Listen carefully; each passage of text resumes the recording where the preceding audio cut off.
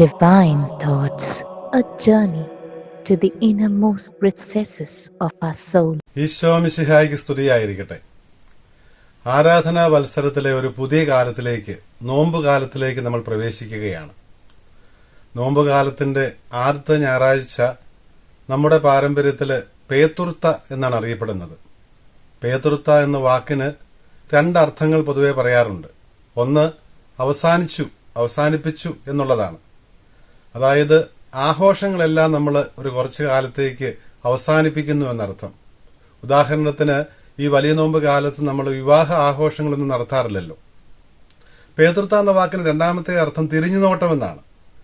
നമ്മുടെ ജീവിതത്തിലേക്ക് ഒന്നല്പം മാറി നിന്ന്, സാധാരണ അനുദിന ജീവിത കർത്തവ്യങ്ങളിൽ നിന്ന്, സാധാരണ ചെയ്യാറുള്ള കാര്യങ്ങളിൽ നിന്ന് ഒരല്പം മാറി നിന്ന് നമ്മുടെ ജീവിതത്തെ ഒന്ന് വീക്ഷിക്കുവാൻ, ആ മാറി നിൽക്കുന്നത് ലോകത്തിൽ നിന്ന് അല്പം മാറി നിൽക്കുമ്പോൾ അത് ദൈവത്തോടു കൂടെ നിൽക്കുവാനും, അങ്ങനെ അല്പം കൂടെ തീഷ്ണതയോടുകൂടി നിഷ്ഠയുള്ള ജീവിതം നയിക്കുവാനുമുള്ള ഒരു തീരുമാനമെടുക്കുന്ന കാലഘട്ടമായിട്ടാണ് ഈ 50 നോമ്പ് കാലത്തെ നമ്മൾ കാണുന്നത്.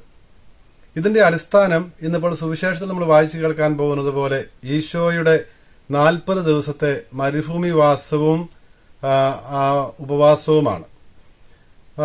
സമവേഷണ സുവിശേഷങ്ങളിൽ, ആദ്യത്തെ 3 സുവിശേഷങ്ങളിലും ഈശോയുടെ മാമോദീസ വിവരിച്ചതിന് തൊട്ട് പിന്നാലെ ഈശോയുടെ മരുഭൂമി പരീക്ഷകൾ വിവരിക്കുന്നുണ്ട്. അത് മത്തായി ആണെങ്കിലും മർക്കോസ് ആണെങ്കിലും ലൂക്കായി ആണെങ്കിലും അത് ഈശോയുടെ മാമോദീസായുടെ രംഗം കഴിഞ്ഞാൽ ഉടനെ മരുഭൂമി പരീക്ഷകളാണ് വിവരിക്കുന്നത്. മാമോദീസായും ആ മാമോദീസാവേളയിൽ നടന്ന ദൈവിക വെളിപ്പെടുത്തലും ഈശോയുടെ ദൈവപുത്രത്വവും പരിശുദ്ധത്വത്തിന്റെ രഹസ്യവുമൊക്കെയാണല്ലോ നമ്മൾ ഈ കഴിഞ്ഞ ദനഹാകാലത്ത് ധ്യാനിച്ചു വന്നിരുന്നത്. അതിന് തൊട്ട് പിന്നാലെ സഭ നമ്മെ ആ സുവിശേഷ വിവരണത്തിന്റെ ഭാഗമായിട്ടുള്ള ഈശോയുടെ ജീവിതത്തിലേക്ക് തന്നെ കൂട്ടിക്കൊണ്ടു പോവുകയാണ് ചെയ്യുന്നത്. അതിന്റെ ഭാഗമായിട്ടാണ് 40 ദിവസം ഈശോ മരുഭൂമിയിൽ ആയിരുന്നതിന്റെ അനുസ്മരണമായിട്ട് നമ്മൾ ഈ 40 ദിവസമാണ് യഥാർത്ഥത്തിൽ നോമ്പുള്ളത്. കാരണം ഈ തിങ്കളാഴ്ച ആരംഭിച്ചാൽ ഞായറാഴ്ച വൈകുന്നേരം ആരംഭിക്കുന്നു. വലിയ ആഴ്ചയിലെ വലിയ രഹസ്യങ്ങളുടെ, പെസഹ രഹസ്യങ്ങളുടെ ഓർമ്മയിലേക്ക് വരുന്നിടം വരെ എണ്ണുമ്പോൾ ഞായറാഴ്ചകള് നമ്മുടെ പൗരസ്ത്യ പാരമ്പര്യത്തില് ഉപവാസം ഇല്ലാതിരുന്നത് കൊണ്ടാണ് 40 എന്നുള്ള ദിവസം. പക്ഷെ നമ്മളത് പൊതുവെ 50 ദിവസങ്ങളും നമ്മൾ നോമ്പ് നോക്കുന്ന ഒരു പാരമ്പര്യമാണ് മാർത്തോമാ ക്രിസ്ത്യാനികൾക്കുള്ളത്. അതുകൊണ്ടാണ് നമ്മൾ ഇതിനെ അമ്പർ നോമ്പെന്ന് വിളിക്കുന്നത്. ഈശോ 40 ദിവസം മരുഭൂമിയിൽ ഉപവസിച്ചു. 40 എന്നുള്ളത് ഒരു പൂർണ്ണ സംഖ്യയാണ്, ഒരു നീണ്ട കാലഘട്ടത്തെ സൂചിപ്പിക്കുന്നതാണ്. ഇസ്രായേൽ ജനം മരുഭൂമിയിലൂടെ 40 വർഷം, ദീർഘമായ 40 വർഷങ്ങൾ യാത്ര ചെയ്താണ് കാനാൻ ദേശത്ത്, വാഗ്ദത്ത ദേശത്തെത്തിയെന്ന് നമുക്കറിയാം. ആ യാത്രക്കിടയിലുണ്ടായ ഒരു മഹാസംഭവത്തെ അനുസ്മരിപ്പിക്കുന്നതാണ് ആദ്യത്തെ വായന. പുറപ്പാട് പുസ്തകം 34 അധ്യായത്തിലും നമ്മൾ വായിച്ചു കേൾക്കുന്നത് സീനാമലയിൽ വെച്ച് ദൈവം ഉടമ്പടി ഉറപ്പിക്കുന്ന രംഗമാണ്. പുറപ്പാട് പുസ്തകം 12 അധ്യായം മുതൽ അത് വിവരിച്ച് വരുന്നതാണ് എങ്കിലും 34 അധ്യായത്തിലാണ് ഉടമ്പടി ഉറപ്പിക്കുന്നത് നമ്മൾ കാണുന്നുണ്ട്. ആദ്യം ദൈവം മോശയ്ക്ക് നൽകിയ ആ ഉടമ്പടി ഫലകങ്ങളുമായിട്ട് താഴേക്ക് വരുമ്പോൾ ഈ ഉടമ്പടിയുടെ വ്യവസ്ഥകളെല്ലാം ലംഘിച്ചുകൊണ്ട് കാളക്കുട്ടിയെ ആരാധിക്കുന്ന ജനത്തെ കാണുമ്പോൾ കോപാകൃതനാകുന്ന മൂശ ഈ കൽപ്പനകൾ എഴുതിയ ഫലകങ്ങൾ എറിഞ്ഞുടയ്ക്കുന്നത് നമ്മൾ കാണുന്നുണ്ട്. അതുകൊണ്ട് വീണ്ടും ദൈവം മോശയോട് ഈ കൽപ്പനകൾ തന്നെ പറഞ്ഞു കൊടുത്ത് മോശ വീണ്ടും ഈ പ്രമാണങ്ങൾ എഴുതി ഉടമ്പടി ഉറപ്പിക്കുന്ന രംഗമാണ് നമ്മൾ 34 അധ്യായത്തിൽ കാണുന്നത്. ഈ 34 അധ്യായത്തിൽ ഇപ്പോൾ നിന്ന് നമ്മൾ വായിച്ചു കേട്ടുന്ന ഭാഗത്ത് നമ്മൾ കാണുന്നുണ്ട് മൂശ 40 രാവും 40 പകലും ഉപവസിച്ചു എന്നുള്ള ആ വാക്യം. 34 അധ്യായം പുറപ്പാട് പുസ്തകം 27 മുതലുള്ള വാക്യങ്ങളാണ് നമ്മൾ വായിക്കുന്നത്. 40 രാവും 40 പകലും ഉപവസിച്ചതിന് ശേഷമാണ് മോശെ മലമുകളിലേക്ക് കയറി പോകുന്നതും ഉടമ്പടി ഉറപ്പിക്കുന്നതും. ആ 40ന്റെ ഒരു തുടർച്ചയായിട്ട് തന്നെയാണ് പുതിയ നിയമ മോശയായ ഈശോ തന്റെ പരസ്യ ജീവിതം ആരംഭിക്കുന്നതിന് മുൻപ്, പുതിയ ഉടമ്പടി ഉറപ്പിക്കുന്നതിന് മുമ്പ്, ആ പുതിയ ഉടമ്പടി ഈശോയുടെ രക്തത്തിലാണ് ഉറപ്പിക്കാൻ പോകുന്നത്. അന്ത്യത്താഴത്തിൽ അതിനെക്കുറിച്ചുള്ള സൂചനയും ഈശോ നൽകുന്നുണ്ടല്ലോ. തന്റെ സഹനമരണോത്ഥാനങ്ങളിലൂടെയാണ് യഥാർത്ഥ വിമോചനം, മനുഷ്യവർത്തന വിമോചനമാണ് സാധിക്കാൻ പോകുന്നത്. അപ്പോൾ അതിന്റെ ഭാഗമായിരുന്നു പുതിയ ഉടമ്പടി.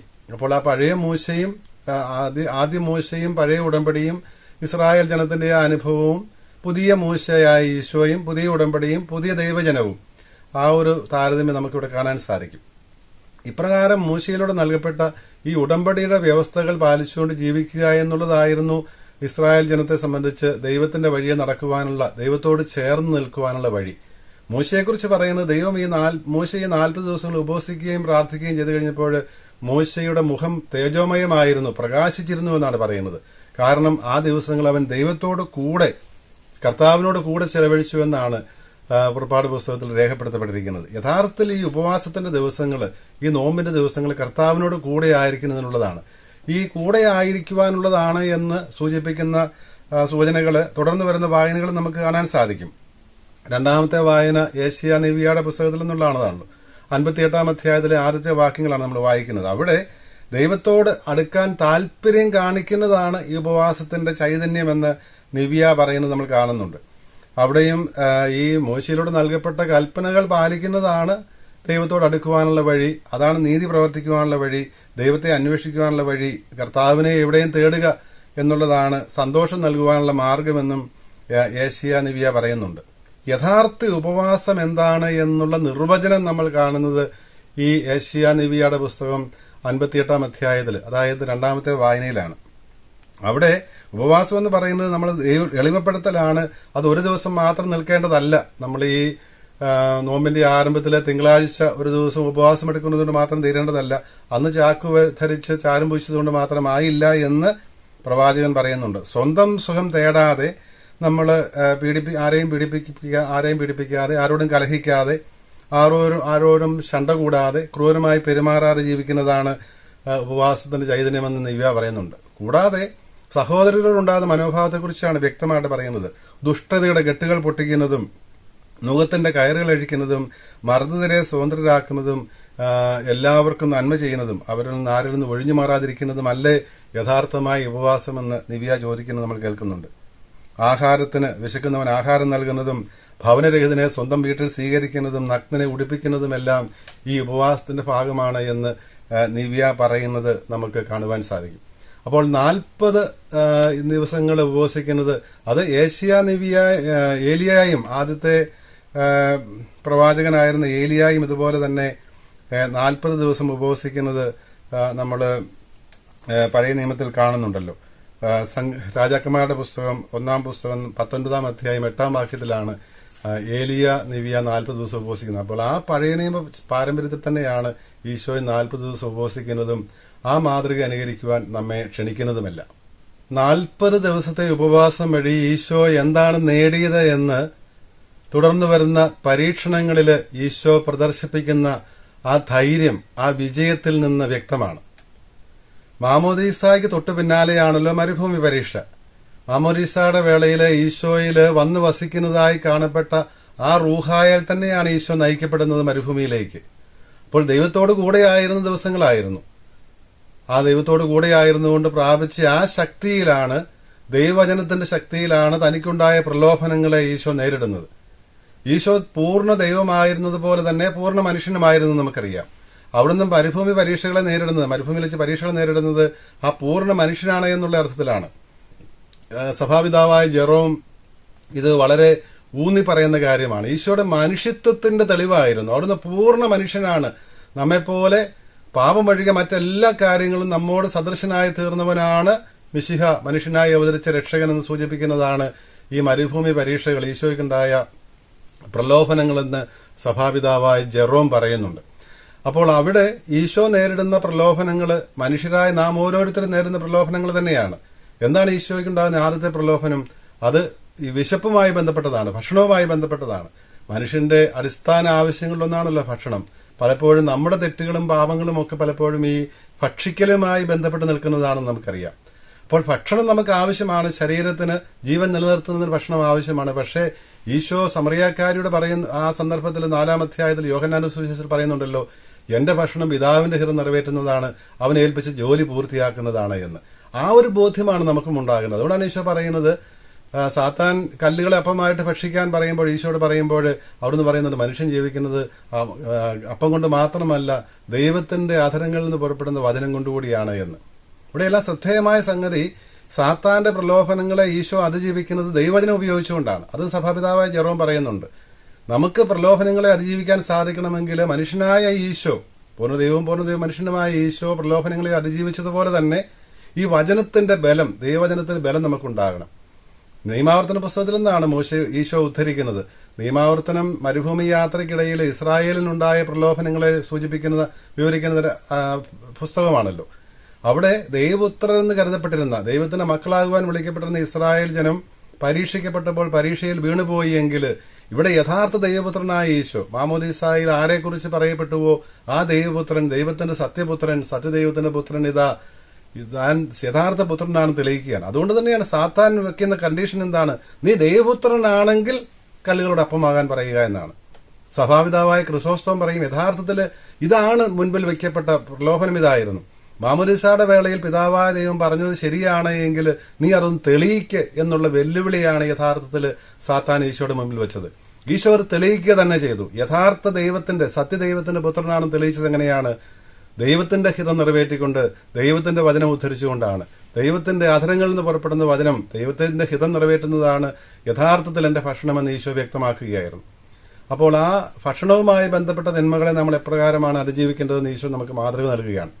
രണ്ടാമത്തെ പ്രലോഭനം ദേവാലയത്തിന് മുകളിൽ താഴേക്ക് ചാടാനാണ്. വലിയൊരു പ്രകടനം നടത്തി കൈയടി മേടിക്കാനുള്ളതാണ്. മറ്റുള്ളവരുടെ പ്രശംസയും കൈയടിയും ഒക്കെ മേടിക്കാൻ വേണ്ടിയുള്ള പ്രലോഭനം നമുക്കെല്ലാം ഉണ്ടാകാം. മറ്റുള്ളവരുടെ ആദരവ് കിട്ടാൻ, ബഹുമാനം കിട്ടാൻ, സ്ഥാനമാനങ്ങൾ കിട്ടാനൊക്കെയുള്ള പ്രലോഭനങ്ങൾ ഉണ്ടാകാം. അതിനെ എങ്ങനെയാണ് ഈശോ അതിജീവിക്കുന്നത്? നീ ദൈവത്തെ പരീക്ഷിക്കരുത് എന്നുകൂടി എഴുതപ്പെട്ടിരിക്കുന്നു.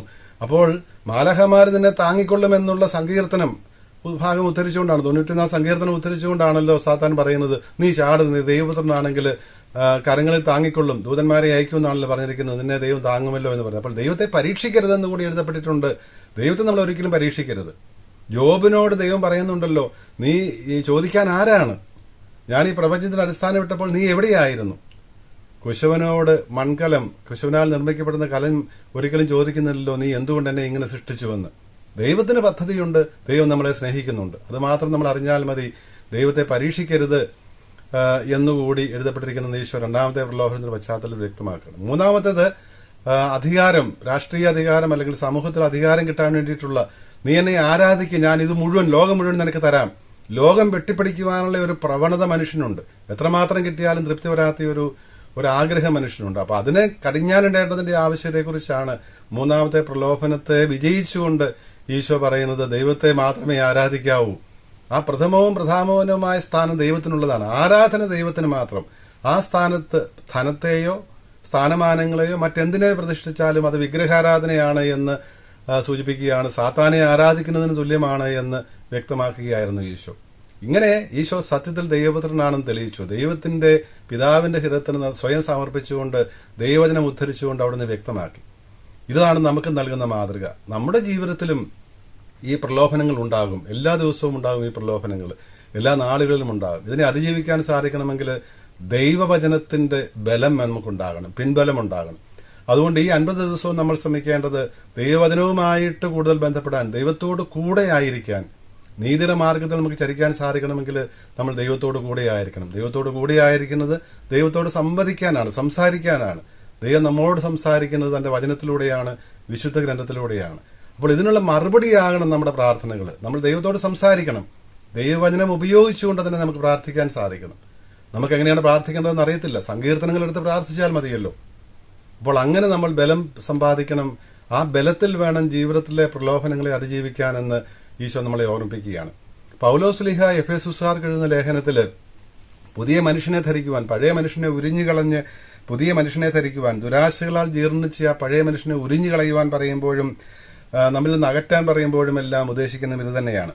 ആന്തരികമായി നവീകരിക്കപ്പെട്ട നീതിയിലും യഥാർത്ഥ വിശുദ്ധിയിലും ദൈവം സൃഷ്ടിച്ച ആ പ്രകൃതിക്ക് പുതിയ മനുഷ്യനെ ധരിക്കേണ്ടതിന് വേണ്ടിയാണിതെന്നാണ് പറയുന്നത്.